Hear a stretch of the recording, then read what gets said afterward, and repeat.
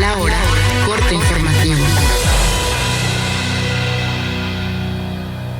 ¿Qué tal? Excelente mañana. Iniciamos con la información. Ya suman 78 mexicanos detenidos en Alcatraz. Rutilio Escandón, cónsul de México en Miami, reportó que se entrevistó con algunos de ellos que están bajo custodia y constató que se encuentran en buenas condiciones. El gobierno federal puso en marcha este mes las rutas de la salud, que consiste en la entrega de kits médicos para combatir el desabasto. Sin embargo, no incluyó insulina, un medicamento clave para pacientes con diabetes, lo que ya generó críticas en el sector. En Chiapas, 4 mujeres tzotziles fueron encarceladas por negarse a donar sus terrenos, y es que cruzan sobre un manantial en la comunidad de El Pozo, en el municipio de San Juan Chamula.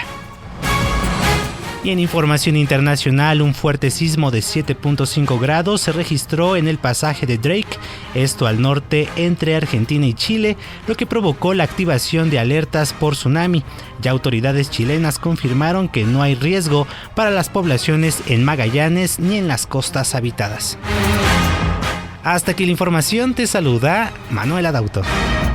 Son las 8 en punto. Ya comienza la información en Oriente Capital. Mario Ramos y Raya Costa al aire.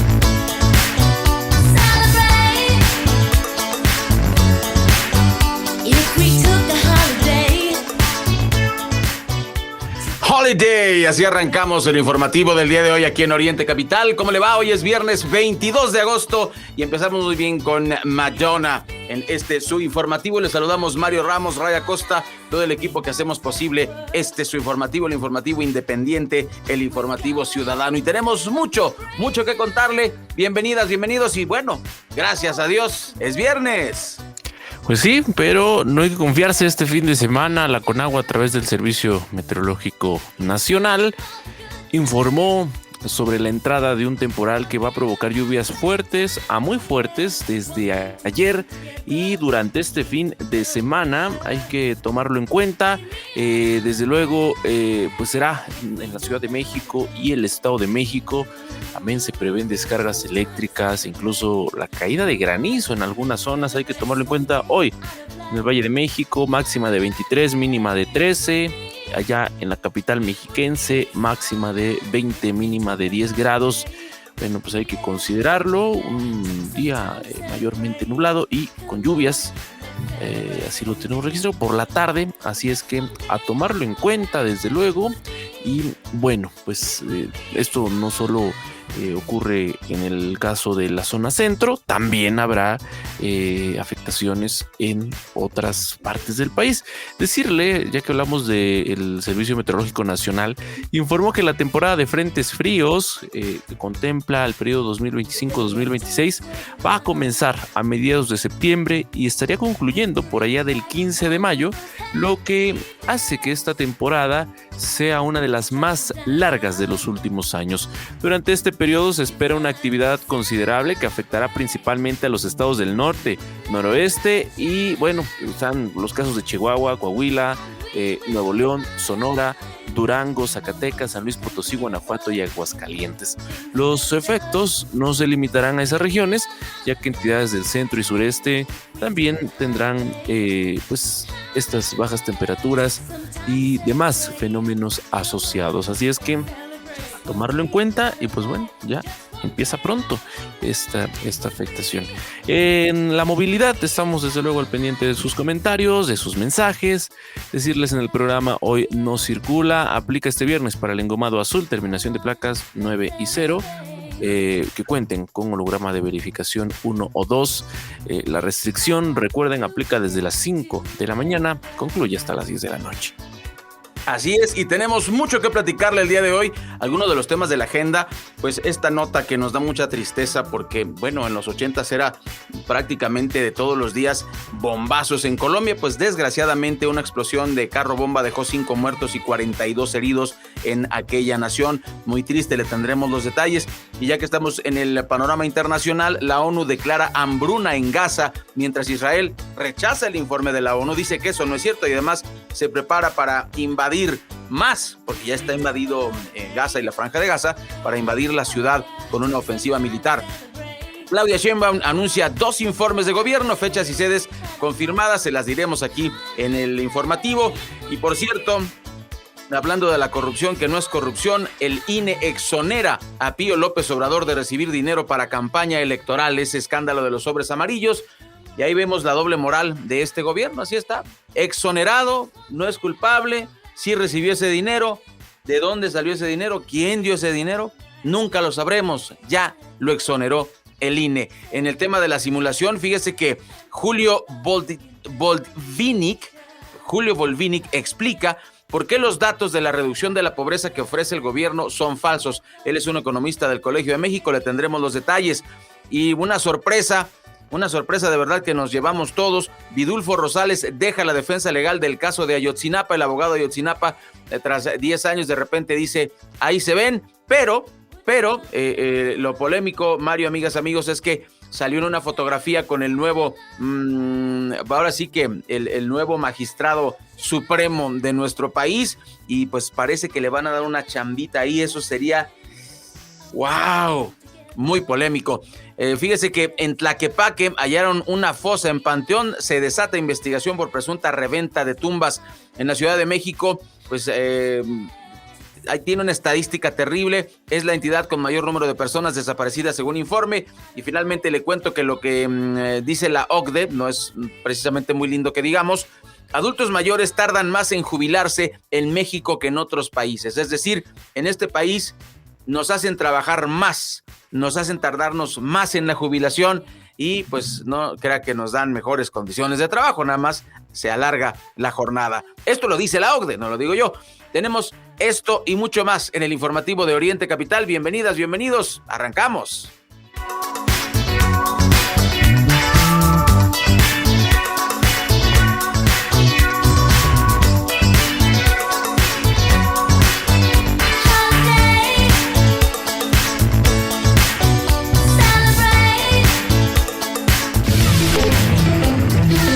La reforma electoral está abierta, que todos opinen, pero también tiene que opinar el pueblo, no solo los expertos o los burócratas de los partidos políticos.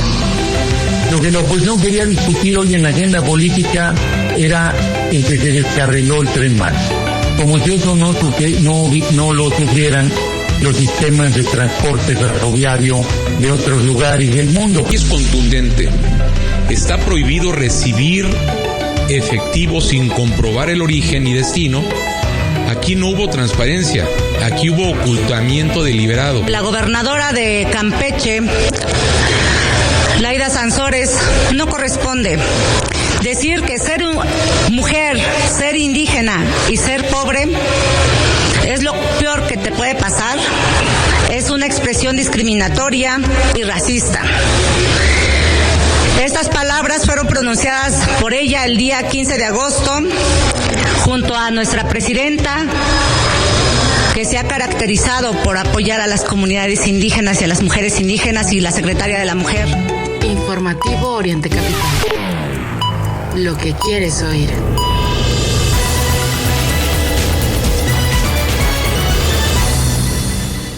8:08, las voces protagonistas de la información. Escuchamos en esta mañana a la presidenta Claudia Sheinbaum, quien ayer señaló que el debate sobre la reforma electoral en este debate se debe escuchar las opiniones de todos y no solo de los expertos o líderes de partido, y que si se requiere mantener a los plurinominales, pues será lo que diga la gente. Entonces, pues por ahí llamó la atención esta respuesta que la presidenta dio en la conferencia de Palacio Nacional, pues sobre si abre la puerta a mantener a los plurinominales, ¿no?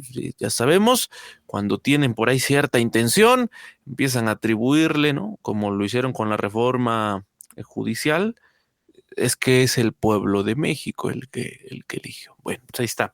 También ayer Gerardo Fernández Noroña, sobre el accidente que ocurrió ahí en el Tren Maya, pues minimizó este accidente, dice, y lo que escuchamos, como si no lo sufrieran los sistemas de transporte ferroviario de todos los lugares del mundo. Justificó el descarrilamiento del tren, que no fue descarrilamiento, ¿no? Dicen en Palacio Nacional. O sea, sí pasó un accidente, pero no es descarrilamiento. Es que se salió de la vía, que es muy diferente, dicen. Bueno, reprochó que la oposición quisiera discutir el tema en la agenda política, en la agenda de la comisión permanente, y pues así lo minimizó. Escuchamos también, en más de las voces protagonistas, al diputado panista Víctor Hugo Sondón Saavedra, quien arremetió ayer desde el INE contra Pío López Obrador, el hermano de López Obrador, Andrés Manuel López Obrador, por presuntamente haber recibido sobornos durante la campaña electoral de 2018, y señaló que los familiares del presidente no pueden tener fuero moral ni privilegios de impunidad. La corrupción no cambia de nombre porque la cometa el hermano del expresidente, es lo que dice este diputado de Acción Nacional. Y finalmente, en las voces protagonistas, ayer fue tema de conversación Laida Sansores, pensó que ya se la habían perdonado, pero no. Y incluso esta declaración viene desde la 4T, viene de la diputada del PT, ¿sí? Esta legisladora Marta Araceli Cruz, diputada del Partido del Trabajo, quien se lanzó, ¿no?, contra Laida Sansores por las declaraciones recientes que hiciera.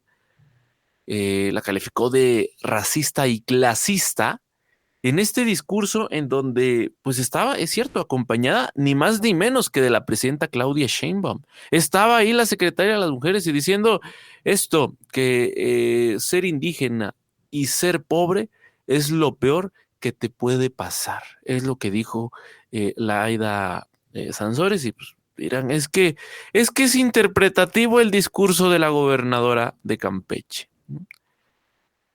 Pero bueno, pues ahí están sus palabras, ¿no? Pues tuvo respuesta ayer, incluso, pues también ahí en la Cámara de Diputados estuvo Angélica Villedo Reyes, representante del Movimiento Indígena Nacional, quien pidió a la gobernadora que ofrezca una disculpa pública por las declaraciones que dijo perpetúan la discriminación, y calificó su discurso como racista.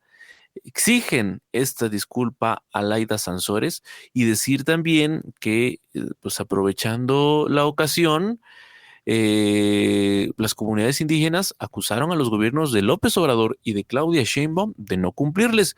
O sea que todo este discursito que se traen, pues es meramente discurso, y esto de que no, pues ya vamos a tener a el presidente de justamente, ¿no? Ahora indígena, mixteco y demás, pues no se le está cumpliendo a las comunidades indígenas, es lo que manifestó ayer César Cruz Benítez, representante del Movimiento Indígena Nacional, al exigir que el gobierno federal cumpla con sus promesas, Además, sostuvo que el instituto, el INPI, solo es un elefante blanco, y que López Obrador no cumplió, ya que pues no creó lo que les había prometido, la llamada Secretaría de Pueblos Indígenas. Entonces, pues está muy bonito utilizarlos en el discurso, ¿no? Pero ya eso de cumplirles, eso ya es otra cosa. Así las cosas, así las voces protagonistas en esta mañana. Así es, Mario, muy polémico. Y vamos a arrancar antes de la pausa con esta información que, bueno, le ha dado la vuelta al mundo. Un camión cargado con cilindros bomba explotó la tarde de este jueves cerca de la base aérea Marco Fidel Suárez en la ciudad de Cali, Colombia, dejando al menos 5 personas muertas y 42 heridas. Ningún grupo se ha atribuido la autoría de este ataque, aunque autoridades locales señalaron vínculos con organizaciones criminales que operan en aquella región. El hecho generó alarma en la población y podría elevar su saldo en las próximas horas debido a la gravedad de algunos heridos. El presidente Gustavo Petro sugirió que la acción estaría relacionada con la facción liderada por Carlos Patiño, antiguo miembro de las FARC y operador de Cauca, quien estaría vinculado al narcotráfico y a estructuras armadas que actúan en distintas zonas de aquel país. Mientras tanto, la alcaldía de Cali anunció una recompensa de hasta 400 millones de pesos colombianos por información que permita dar con los responsables de este atentado gravísimo. Otra vez bombazos en Colombia. Qué triste, ya había estado medio superado esto que ocurría muy frecuentemente en los 80s. Y mire, hay elecciones el próximo año, dentro de 4 mesecitos, 5 mesecitos habrá proceso electoral allá. ¿Qué coincidencia? Pues no. Les recuerdo siempre una frase de Oriente Capital: en la política no hay coincidencias. Vamos a corte y regresamos. Informativo Oriente Capital en Facebook. Conéctate con la información. Informativo Oriente Capital en Facebook. Primeras planas en Informativo Oriente Capital. Reforma. USAID a CATEM por extorsiones. El Universal. Comida chatarra dañina pero sabrosa para el fisco. Milenio. Petro achaca a ex-FARC derribo de helicóptero y camión bomba. Excelsior. Inyectan 8,000 millones de pesos a mejorar red eléctrica. La jornada. Ni aranceles evitaron el récord en inversión foránea. Sheinbaum. El Economista. IED alcanzó en el primer semestre 34,265 millones de dólares y logró cifra histórica. El Financiero. Nivel récord de 34,265 millones de dólares en IED al primer semestre del año. Entre los 5 temas secundarios que más destacan hoy tenemos: 1. Dejan a la nueva corte condena contra Google. 3. INE da carpetazo al caso de David León y Pío López Obrador. 3. Caen por proveer armas al cártel Jalisco Nueva Generación. 4. Ante la escalada de amenazas de Washington, Maduro pide a civiles alistarse. 5. Indocumentados alcanzaron en 2023 su cifra más grande en Estados Unidos con 14 millones. Por el momento, amigo Radio Escucha, es todo. Primeras planas en Informativo Oriente Capital. 8 de la mañana, 21 minutos de este viernes 22 de agosto del 2025. La presidenta Claudia Sheinbaum informó que presentará su primer informe, el próximo 1 de septiembre en Palacio Nacional, cumpliendo con el mandato constitucional del artículo 69. Este acto tendrá un carácter oficial y estará dirigido al Congreso de la Unión. Si no va al Congreso, hará su mensaje, dirigirá su mensaje desde Palacio Nacional. Y aunque son mayoría, le tienen miedo a los legisladores, principalmente a los de oposición. No le vayan a gritar algo a la presidenta. Pues bueno, va a hablar del estado general de la administración pública mediante un documento escrito, ¿no? Que pues ya saben, se hace seguramente veremos justamente a la titular de Gobernación, ¿no? En este caso, pues entregando el informe al Congreso. Un mes después, el 1 de octubre, la presidenta tiene previsto realizar un segundo informe, ahora de carácter público, en el Zócalo de la Ciudad de México, coincidiendo con el primer aniversario de su toma de posesión. Este evento, pues, será también relevante, seguramente, pues, parte de lo que vimos, ¿no? Con el expresidente López Obrador, pues un acarreo masivo, desde luego, de todos los rincones del país para llenar el Zócalo y también enviar un mensaje de músculo político. Esta asamblea, pues bueno, se va a realizar, como digo, el 1 de octubre, así las cosas, y desde luego, con motivo de la presentación del primer informe de la presidenta Sheinbaum, pues también será interesante tener aquí el análisis de ese informe, ¿no? Porque pues ya sabemos, siempre estos informes, no desde ahora, ¿no? Pero pues tienen la característica de pintar un mundo maravilloso, ¿no? En donde no hay pobreza, en donde no hay violencia, en donde tenemos un sistema de salud de primer mundo. Pues recordemos, ¿no? En estos informes surgen aquellas ideas absurdas de que pues, tenemos el mejor sistema del mundo mundial y así, ¿no? Entonces, vamos a ver como qué dijo sale la presidenta. Mario, como dijo Claudia Sheinbaum, de una escritora que ella es escritora de ciencia ficción, pues bueno, el informe de la presidenta también puede entrar en esa categoría, ya que le entró al debate con esta terrible declaración. A mí me parece terrible lo que dijo en ese sentido, ¿no? Acusar a una persona, Anabel Hernández, como escritora de ciencia ficción, porque pues acusa de corrupción a gente de la 4T, de estar metida incluso hasta con el crimen organizado, ¿no? Y ese tipo de declaraciones sabemos que no gusta a presidencia. Bueno, ahí dejamos el comentario. Claudia Sheinbaum también celebró la ratificación de Genaro Lozano como embajador de México en Italia, destacando su formación en relaciones internacionales y su activismo en defensa de los derechos LGBT. Durante su intervención, la presidenta subrayó que Lozano ha colaborado con su movimiento político y lo consideró una opción adecuada para representar al país en Roma. La Comisión Permanente del Congreso avaló el nombramiento con el respaldo de Morena y sus aliados, mientras que legisladores del PRI y PAN expresaron su desacuerdo por la ausencia de experiencia diplomática en el perfil del comunicador. Entre las voces críticas, una de ellas fue Margarita Zavala, quien cuestionó la idoneidad del nombramiento, señalando preocupaciones sobre la imparcialidad y profesionalismo requeridos en el ámbito diplomático.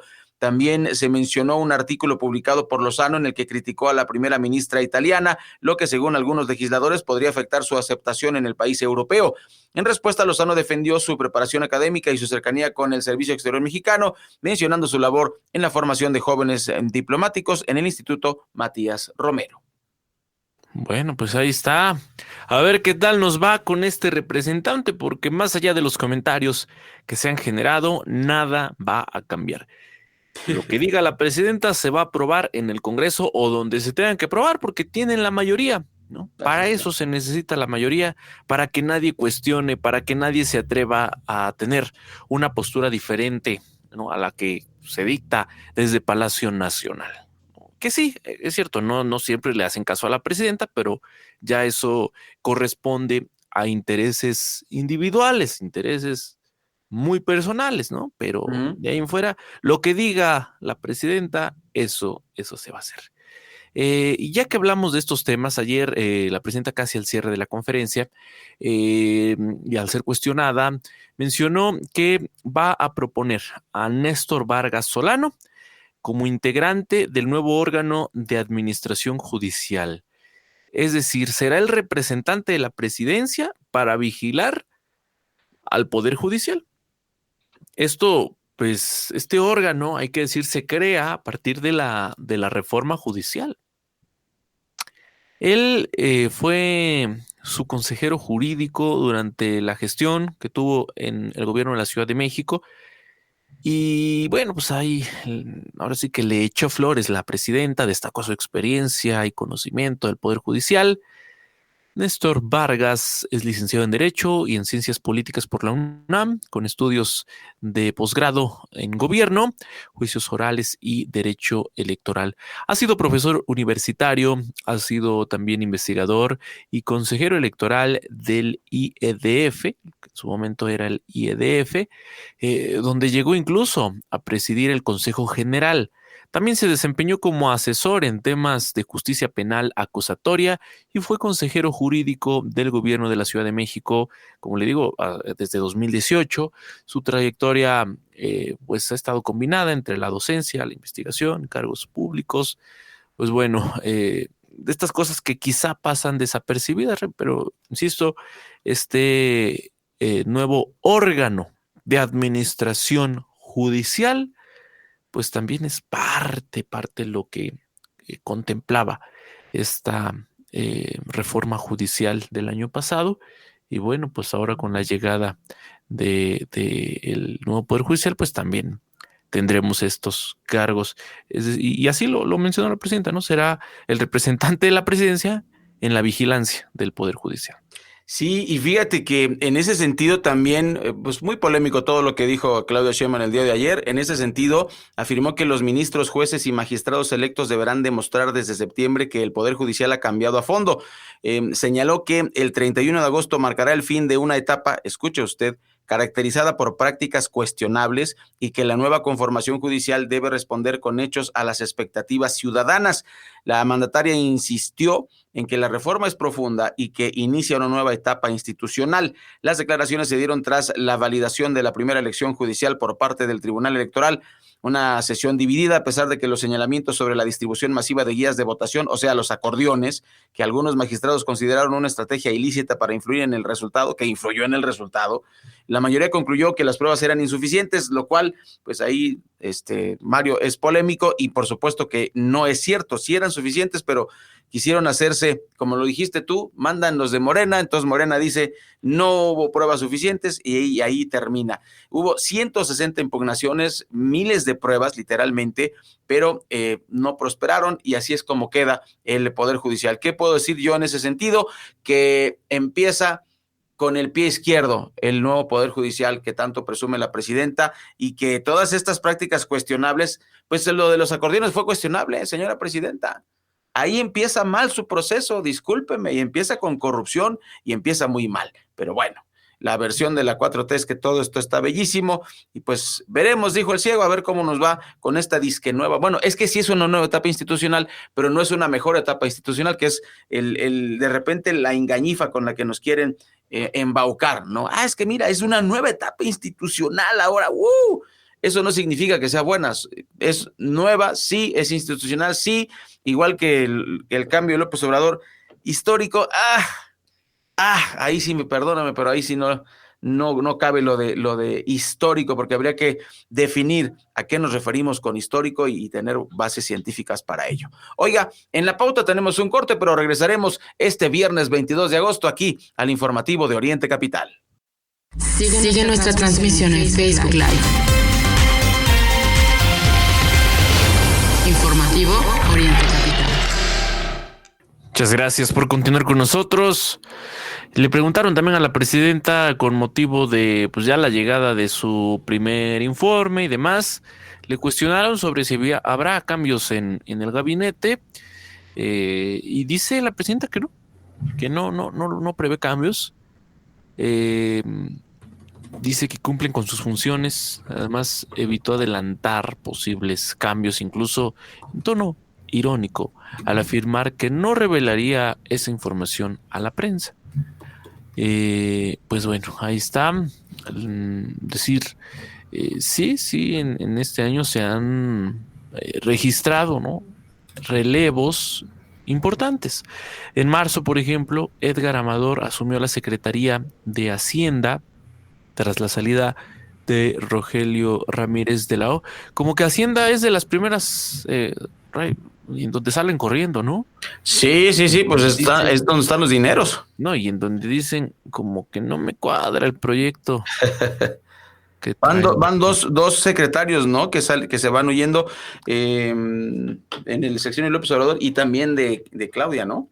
Así es. El otro caso, Sergio Salomón, ese que pasó de ser un diputado que pasaba muy desapercibido, que le entró al quite en Puebla tras la muerte de Barbosa, sí, fue gobernador, un periodo muy corto, y ahora ya anda en el Instituto Nacional de Migración. También Carlos Ulloa tomó la dirección de Birmex. Más recientemente, Omar Vázquez Herrera reemplazó a Diego Prieto en el Instituto Nacional de Antropología e Historia. Entonces, pues vamos a ver qué pasa, ¿no?, en las siguientes semanas. Qué barbaridad. Bueno, pues tenemos más información, Mario, nada más un recuento de los daños, porque lo hemos señalado muy bien y este fin de semana decirle que lo anunciabas, el Servicio Meteorológico nos pintó un panorama bastante lluvioso para estos 2 días, ¿no? Para viernes, sábado y domingo va a haber lluvias. ¿Y cuál es el reporte de ayer? Porque pues hubo diferentes incidentes en distintas alcaldías de la capital. Entre los daños reportados destacan la formación de un socavón en la calzada Ignacio Zaragoza, Colonia Agua Caliente de Iztacalco, además de múltiples encharcamientos en Tláhuac, Álvaro Obregón, Xochimilco e Iztapalapa.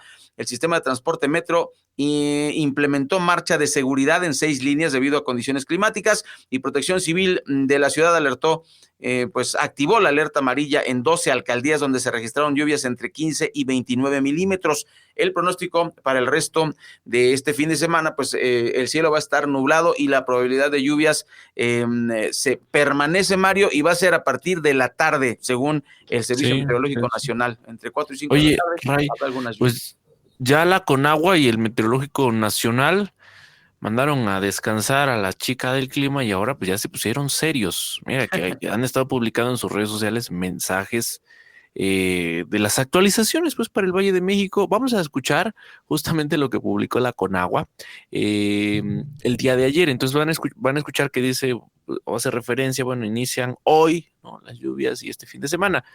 Pues básicamente se dice el día de hoy, pues hace referencia el día de mañana, pero lo importante de este mensaje muy breve de que publicó la Conagua es lo que alertan para este fin de semana. ¿Qué tal, amigos del Valle de México? Mucha atención, ya que después de estos días secos sin lluvia que tuvimos, a partir de hoy inicia un temporal de lluvias en la Ciudad de México. Como pueden ver, pronosticamos lluvias fuertes para hoy, muy fuertes para mañana, y durante el fin de semana las lluvias también serán fuertes. Las probabilidades de lluvia son altas. Estas condiciones se mantienen también para el Estado de México. Lluvias fuertes a muy fuertes para jueves, viernes y también el fin de semana. Les recomendamos que estén atentos para sus actividades diarias. Recuerden que estas lluvias se acompañarán de descargas eléctricas y también de caída de granizo. Por favor, manténganse atentos a las recomendaciones de Protección Civil y a las actualizaciones que emite el Servicio Meteorológico Nacional de la Comisión Nacional del Agua. Pues ahí está, ¿no? Esto que publicaron a través de sus redes sociales y que advierte lo que podría ocurrir el fin de semana. Vamos a ver, vamos a estar al pendiente, ¿no? Así es, así es. Y bueno, qué polémico, terrible, por supuesto, lo que hizo el INE, Mario, el Instituto Nacional Electoral. Ya esto ya había ocurrido, ¿no? Pero ahora sí que cada vez que se vuelve a discutir el tema en el espacio en donde sea, la conclusión será la misma, y es que, pues si son mayoría, simplemente votan por desechar. A ver, ahí está lo que escuchábamos al principio, Noroña diciendo, no vamos a hablar del Tren Maya y de que se descargue, no. ¿Por qué? Pues porque son la mayoría y ellos deciden cuál es la agenda legislativa. Se supone que debería existir un consenso. Bueno, pues también en el INE resolvieron no sancionar a Pío López Obrador, el hermano del expresidente, tras la difusión de estos videos en donde aparece recibiendo dinero en efectivo de David León Romero, exfuncionario federal y en aquel entonces funcionario en Chiapas. El órgano electoral argumentó que no existen pruebas bancarias, contables ni fiscales que permitan comprobar que esos recursos se usaron con fines partidistas o de campaña en Chiapas.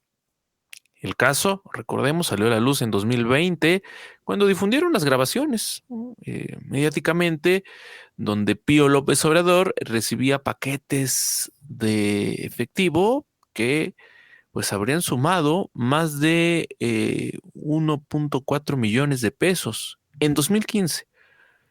Un momento para fortalecer a Morena en aquella entidad, en Chiapas. Aunque él mismo reconoció la entrega, sostuvo que se trató de aportaciones al movimiento y no de financiamiento electoral. Con esta decisión, el INE pues da por concluido, dice, no hay elementos jurídicos suficientes para acreditar un delito en los hechos denunciados. Pero me parece importante en este sentido retomar lo que en esa mesa en donde se toma dicha decisión, pues señaló el diputado de Acción Nacional Víctor Hugo Sondón Saavedra, quien arremetió así contra Pío López Obrador. Es contundente. Está prohibido recibir efectivo sin comprobar el origen y destino. Aquí no hubo transparencia. Aquí hubo ocultamiento deliberado. Quien recibe dinero en efectivo a escondidas no fortalece la democracia, la corrompe. Los propios protagonistas lo aceptaron. David León lo reconoció. El expresidente de la República lo admitió y el país entero lo vio. Dicen que eran aportaciones del pueblo, pero el pueblo coopera con votos, no con sobres amarillos. La corrupción no cambia de nombre porque la cometa el hermano del expresidente. Sigue siendo corrupción. Y si algo debe quedarnos claro, es que la familia del expresidente no puede tener fuero moral ni privilegios de impunidad. Pues ahí está, insisto, vale la pena rescatarlo, aunque la conclusión del INE pues queda así, ¿no? No hay delito que perseguir, pues no tenemos datos contables, pues cómo, en todo caso que se revisen las cuentas de Pío, pero eso no lo va a hacer la unidad de inteligencia financiera en manos de Morena. Qué fuerte. Sí. Bueno, pues ahí está el caso polémico, sigue dando de qué hablar. Y bueno, ya que estamos con cuestiones polémicas, el economista e investigador del Colegio de México, Julio Boldvitnik, cuestionó la afirmación de que 13.4 millones de mexicanos salieron de la pobreza entre 2018 y 2024, como pues tanto aplaudió la misma Cuarta Transformación. Señaló que tanto el INEGI como el Coneval han manipulado los métodos estadísticos desde hace más de 2 décadas, ajustando las cifras para favorecer el discurso de los distintos gobiernos. Según explicó, no existe una reducción real de la pobreza, sino un manejo de los datos que se repite administración tras administración. Boldvitnik recordó que desde 2016 el INEGI modificó los procedimientos de capacitación de la Encuesta Nacional de Ingresos y Gastos en los Hogares, lo que elevó artificialmente los ingresos registrados y redujo de forma ficticia los niveles de pobreza. Agregó que el Coneval, en lugar de rechazar estas cifras, acordó con el INEGI la creación de un modelo corregido, según ellos, lo que perpetuó la distorsión de la realidad. Para el especialista, la supuesta disminución de la pobreza es un cuento de hadas que oculta la verdadera magnitud del problema social. Y Mario, es que ahí está. Si tienes televisión de plasma y tienes Netflix y tienes internet, según estos nuevos indicadores del INEGI de 2016 o más recientes del 2016, no eres pobre. Si tienes un celular, no eres pobre. Pero no importa que no tengas agua potable, no importa que no tengas drenaje, no importa que estés colgado de la luz. O sea, realmente esto trasciende desgraciadamente gobiernos. Es tan lamentable que lo haya hecho el PRI durante 70 años, es lamentable que lo haya hecho el PAN, y pues más todavía que lo haga un gobierno hipócrita que dice que sí va a cambiar. Ahí está. Y hay algunos datos del mismo INEGI que, viendo este maquillaje de datos, todavía no le gusta a la presidenta. Pues ¿qué quiere escuchar la señora, no? O todo el gabinete que de repente nos dice que todo va requete bien y la realidad nos dice que vamos requete mal. Ayer llamó la atención la información. El reconocido defensor de derechos humanos, seguramente le suena el nombre de Vidulfo Rosales, anunció su renuncia como representante legal de los familiares de los 43 normalistas desaparecidos, los normalistas de Ayotzinapa. Su decisión incluye también la separación del Centro de Derechos Humanos de la montaña de Tlachinoyan, una organización que ha acompañado el caso desde sus inicios. En un comunicado público, Rosales expresó que se retira con la frente en alto de la primera línea de la lucha social, aunque mantendrá su compromiso con la defensa de los derechos humanos. Aunque medios locales especularon sobre su posible incorporación a la Suprema Corte de Justicia, Rosales aclaró que su salida se debió principalmente a motivos personales y de salud que le impiden continuar con la dedicación que exige el caso. El abogado, originario, por cierto, de la montaña de Guerrero, reiteró su compromiso permanente con los pueblos indígenas y las causas sociales. Su renuncia se da semanas antes del 11º aniversario de la desaparición de los estudiantes, caso que hasta el día de hoy permanece sin resolverse plenamente a pesar de las promesas gubernamentales de impulsar nuevas líneas de investigación. Así es, y antes de ir a la pausa, pues después de este caso súper polémico, le cuento que Julio César Chávez Jr. obtuvo un amparo que impide mantenerlo incomunicado en el Centro Federal de Readaptación Social número 11 en Hermosillo, Sonora. La jueza Ana María Nava Ortega resolvió a favor del exboxeador, quien permanece bajo prisión preventiva por presuntos vínculos con delincuencia organizada. La defensa alegó violaciones a su derecho de libertad personal tras ser deportado desde Estados Unidos y detenido por autoridades mexicanas el pasado 18 de agosto. El proceso legal contra Chávez Jr. se relaciona con una orden de aprehensión emitida en 2023, además de señalamientos sobre su cercanía con integrantes del cártel de Sinaloa. Las autoridades estadounidenses lo detuvieron por estancia irregular y acusaciones de tráfico de armas. Su vínculo con Frida Muñoz, expareja de Ergan Guzmán López, y su exposición en redes sociales han alimentado especulaciones sobre su relación con estructuras criminales. El próximo 23 de agosto, o sea, mañana, será presentado ante un juez de control para definir su situación jurídica. Pausa y regresamos al informativo de Oriente Capital.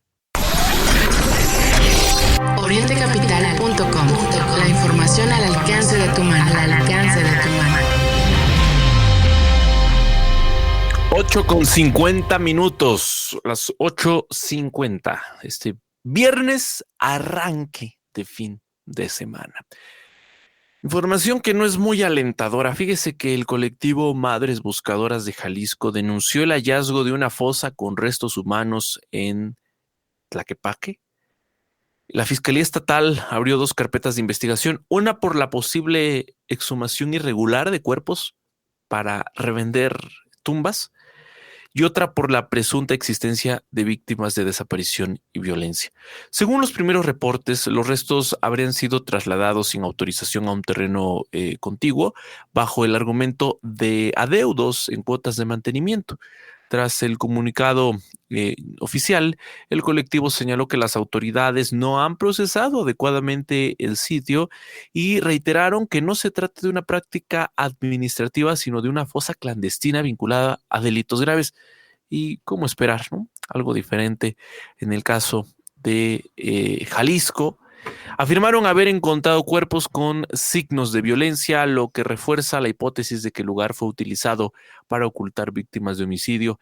La investigación continúa ahora bajo la supervisión de la Vicefiscalía en Personas Desaparecidas. Estaremos al pendiente de actualizaciones de este caso. Sí, así las cosas. En más de los temas, fíjese que de acuerdo con el reporte de violencia y pacificación a nivel local de la Organización México Evalúa, la Ciudad de México encabeza la lista nacional de desapariciones con 1,306 casos registrados entre enero y julio de este año. El estudio advierte que el aumento de estos delitos refleja, pues, justamente el debilitamiento institucional y, pues, también, ¿no?, cómo se van haciendo cada vez más presentes los conflictos entre grupos criminales locales y nuevas organizaciones. El análisis también muestra contrastes. Mientras los homicidios dolosos disminuyeron un 16% en el mismo periodo, las desapariciones crecieron un 12.9% y otros delitos contra la vida aumentaron hasta 2%. Si se compara con 2019, los incrementos son aún más drásticos, una alza del 82% en homicidios y 69% en desapariciones. Además, el informe identifica a Sinaloa, Hidalgo, Ciudad de México, Nayarit y Baja California como las entidades con mayor tasa de violencia por cada 100,000 habitantes. Así las cosas, vaya, y se supone que es la capital de la transformación, imagínense. Un juez de control impuso la medida cautelar de prisión preventiva a Neri N., una de las 13 personas detenidas por su presunta participación en el homicidio de Jimena Guzmán y José Muñoz. A la imputada se le acusa formalmente por los delitos de homicidio, feminicidio y asociación delictuosa vinculados al ataque contra los colaboradores de la jefa de gobierno capitalina. La defensa de la acusada solicitó la ampliación del término constitucional para presentar argumentos adicionales, por lo que su situación jurídica definitiva se va a determinar el próximo lunes. Hasta entonces, Neri N. permanecerá recluida en el Centro Penitenciario Femenil de Santa Marta, Acatitla, a la espera de la resolución final sobre su caso. Pues ahí está, sigue dando de qué hablar este tema de el caso de estos dos colaboradores cercanos a la jefa de gobierno, y yo sigo insistiendo, y el móvil, ¿no? Y dónde están los autores intelectuales, desde sí, luego, de este caso, Rey. ¿Y quién pagó? O sea, si estás hablando de 13 personas, ni modo que lo hayan hecho gratis, ¿no? O sea, y sobre todo esa coordinación que deben tener para llevar a cabo un magnicidio de este tipo, ¿no? Con todas estas, ya detallábamos aquí en Oriente Capital, pues todo lo que tuvieron que hacer para escapar, una operación nada sencilla, premeditada completamente. Por eso lo que dices es relevante quién planeó y quién pompó, diría el mismo Andrés Manuel López Obrador.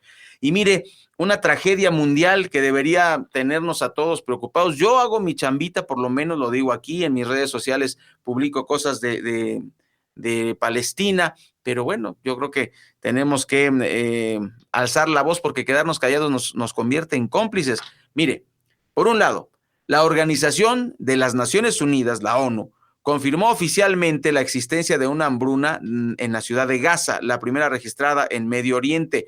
El organismo especializado en seguridad alimentaria advirtió que 500,000 de personas se enfrentan en condiciones extremas y que la crisis podría extenderse a otras regiones del enclave antes de septiembre.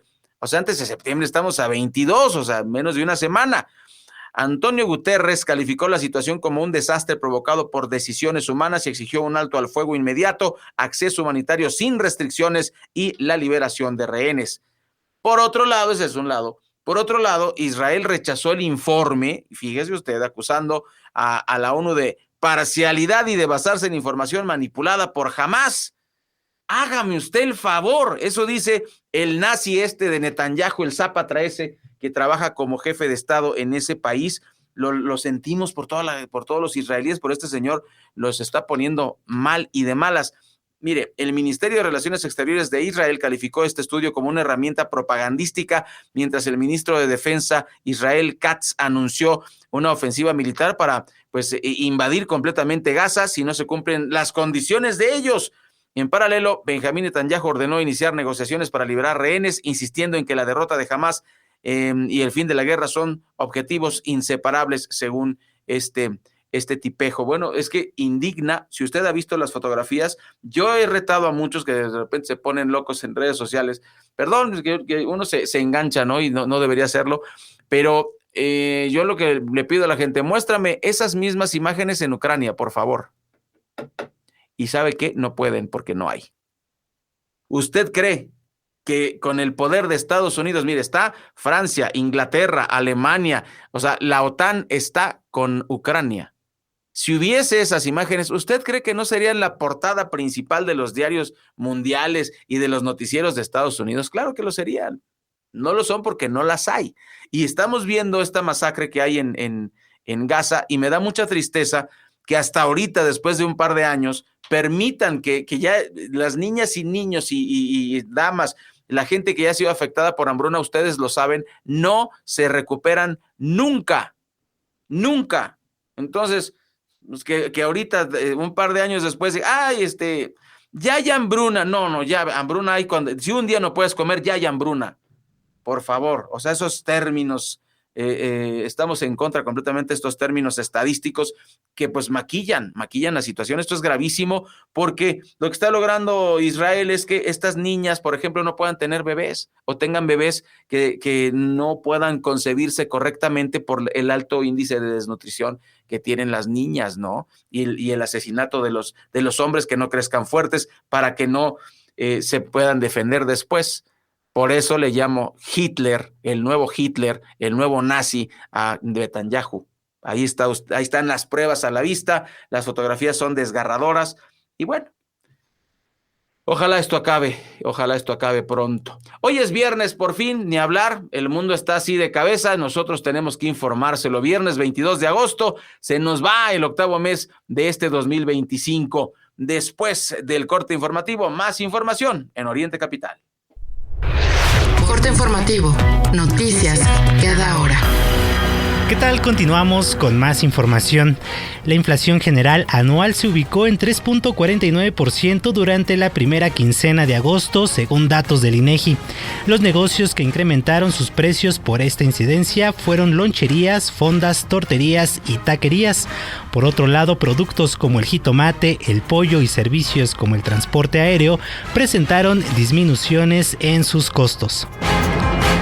Controladores aéreos operan con carencias según su sindicato. Actualmente hay 1,050 controladores en servicio, pero se estima que se requieren al menos 500 más para cubrir adecuadamente el espacio aéreo del país. Además, se han reportado equipos obsoletos, deficiencias en las frecuencias de comunicación y fatiga laboral debido a la sobrecarga de turnos. Autoridades federales retiraron una red fantasma de más de 100 metros en la zona de la Tintorera, en Baja California Sur, y reubicaron estrellas de mar, cangrejos, pulpos y otros organismos para proteger el ecosistema marino. Y en información internacional, Estados Unidos eliminó a Adiyah al-Hardan, un alto mando del Estado Islámico en Siria. Este líder clave de ISIS fue abatido en el norte de Siria, implicado en los atentados de Siria e Irak. Hasta aquí la información, te saluda Manuel Adauto. Son las 9 en punto.